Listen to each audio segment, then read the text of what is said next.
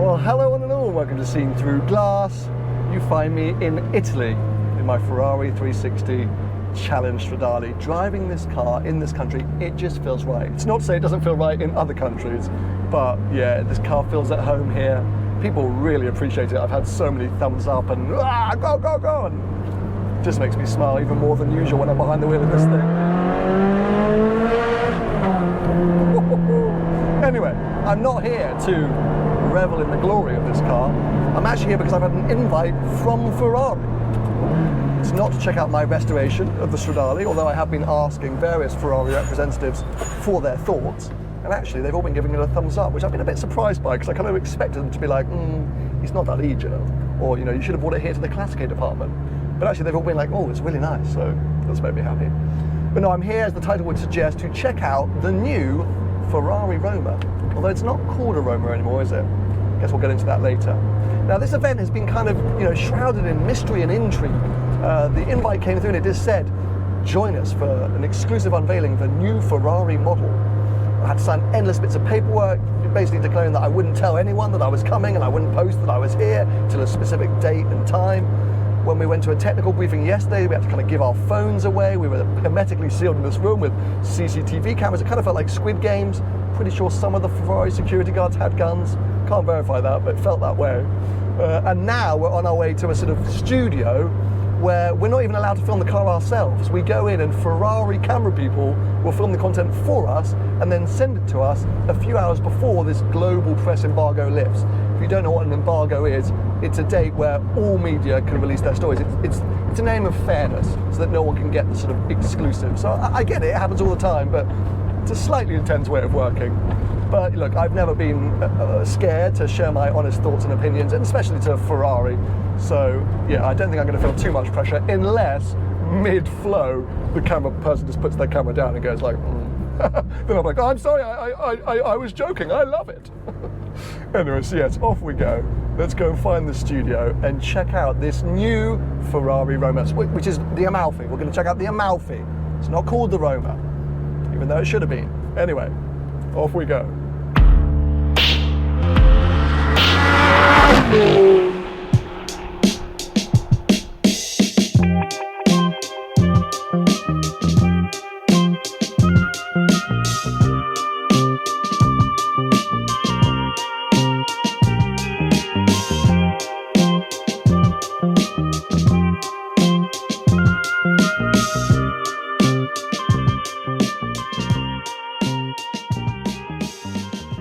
It's hard not to be a little bit overexcited in this moment. This is a new Ferrari. I'm going to try and play it cool, but every now and again I might just do a little whoo, so apologies if I do. This car really confuses me because in yesterday's technical briefing they spent most of their time saying this is a car aimed at attracting new customers, being the approachable Ferrari, one that people can get into and feel like they can drive quite easily and get up to speed quite easily. Yet it's sportier, faster, more precise, all these elements more dramatic than the Roma it's replacing. So is it a sportier, faster, more aggressive Roma, or is it a dulled down, more approachable entry-level Ferrari? I'm not really sure, and maybe it doesn't matter, but maybe Ferrari are aware that they've got to cater to two different parties these days. This brand that I love is changing. It is evolving, and the customer is changing and evolving. I'm old school. I like the old stuff. And whilst I really adore some of this new stuff, it doesn't always feel the same. So they've got to open it up, find a way to bring in new audiences while still appealing to people like me. So I think they claim this sportiness, this aggressiveness to interest someone like me, whilst also doing the comfort, the usability to bring in new. So it's a bit of a mixed messaging car, which is why I was a bit iffy about the name, because it is a Roma M. It's a Roma facelift. They've just given it a new name, I think, to try to reposition it maybe. Now, just to recap some of the facts and stats about this car in case you haven't seen any of the news stories that would have gone live earlier in the week. The Amalfi has the same non-hybrid 3.9 litre turbo V8 as the Roma, but now with 20 horsepower more, making 630 horsepower in total. That might not sound like a big boost, but thanks to a lighter camshaft and an updated ECU, amongst a few other things, it can do 0 to 124 miles an hour, 0.6 seconds quicker than the Roma. All the driving modes have been enhanced, so comfort is comfier, sport is sportier. There's now a brake-by-wire system allowing the fitment of Ferrari's ABS Evo for longer and harder braking, and supposedly an enhanced sound profile, at least inside the car. Most of the other upgrades or improvements are kind of minor and follow the same pattern as Ferrari's other midlife updates for this type of car, i.e. the California to the California T or the Portofino to the Portofino M. Obviously, the looks are similar, they're also quite different. I don't think any of the body panels carry over from the Rover despite the similarity in design. It's angular and modern and sportier looking in the flesh than the somewhat gorgeous and glamorous Roma. Now we have to jump inside because I think that's where it's really taken a step forward. I am very pleased to report, as everyone would have pointed out to you, buttons on the steering wheel, including the return of the engine start-stop button. I know by now you would have seen and heard about all this. It's a huge moment. In the conference, the press conference yesterday, people literally cheered. Like, they were like, we are bringing back the buttons. People were like, whoa! So it's obviously a big thing, and obviously Ferrari admitted that they knew it coming back. But it does really change your interactions with this car. And as your everyday or daily driver Ferrari, that makes a huge difference. But lots of other changes in here to kind of try and make it feel more spacious, to try and open it all up. So they've changed the vertical screen to this horizontal one, which is quite nice. Got rid of some of this layout so it just feels more open. At least that's what they told me. This is the first time I'm sitting in here. I think that was a lie. I'm going to be honest, it doesn't feel much more spacious in here, and I'm going to prove that in a second because yeah, those rear seats are still a bit of a disaster. But yeah, it's a lovely, lovely place to be. And I do think on a usability feature, it'll be great. So let me just click that button to bring it all into life. You'll see we've got endless screens everywhere. Actually, this feels bigger. I don't know if that is bigger, but that feels bigger. And now, as an ownership proposition, that was my one concern with the old Roma, is that I just would get annoyed by all of this. So yeah, if that's what was holding you back, don't worry, people. Also, ADAS. One touch, you can just disable it all, so that's always a fan. Anyway, let's try and get in the back. This is officially, I love this, Ferrari call it a 2+.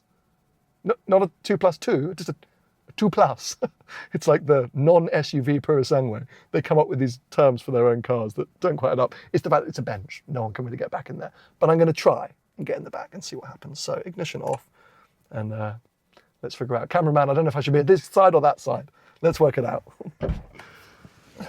I've pushed this seat oh, this is so bad. I've forgotten how bad this is. I have sat in the back of a Roma. I was going to call it the old Roma.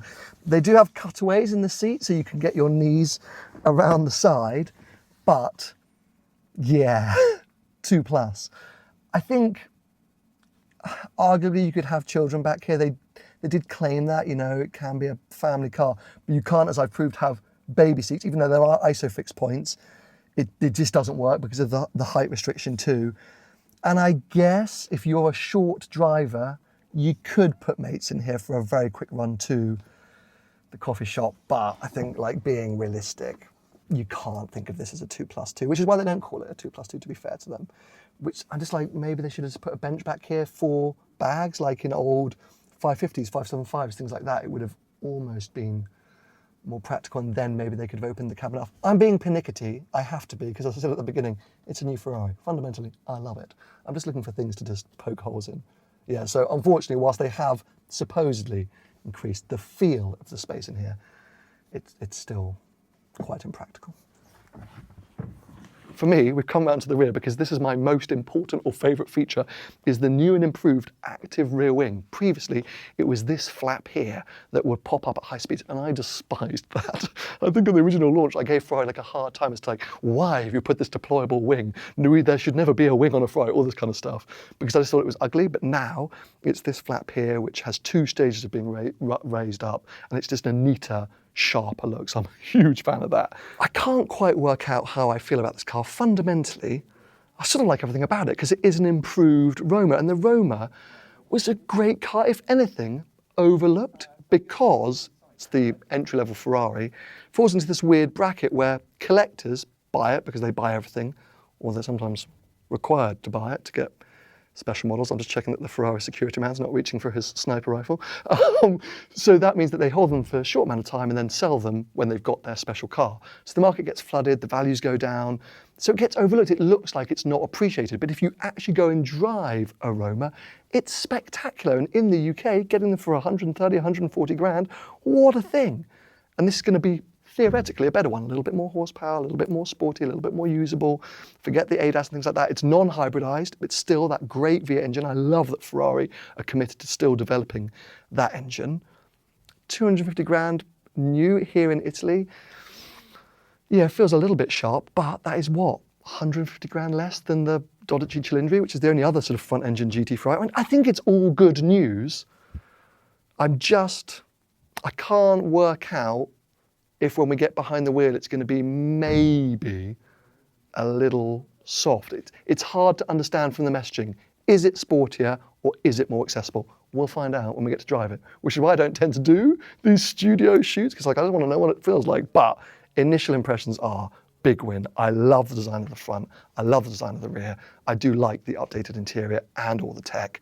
I just want them to give me the keys now, so let's hope they don't mind that comment about collectors having to buy the car to get the special ones. Maybe I'll edit that out, actually, so that I get invited to the press drives. But yeah, anyway, this Giallo Monte Carlo. Did I pronounce it? Giallo Monte Carlo is stunning. Great colours. There's a special new green, which is fantastic. I think it will suit colours very, very well. I wouldn't go for necessarily bronze brake calipers with yellow exterior, but each to their own. Ferraris now these days don't need to be red. And I think this car definitely suits lots of things. So yeah, very exciting times. Let me know your thoughts below on the Amalfi, not the Roma M or the new Roma, Amalfi. Well, there we have it, the Amalfi. I do actually quite like the name, I have to say. Slightly weird experience for me, filming-wise, felt quite intense. That was basically all a one take, didn't have a chance to redo anything. So I hope I made sense, and there are definitely some at least initial thoughts and impressions for what I think is an exciting car for Ferrari. Anyway, give it a thumbs up if you've enjoyed it. Stay subscribed because, while the Ferrari adventures are set to continue, it's not necessarily with the Stradale. I'll catch you next week. Bye-bye.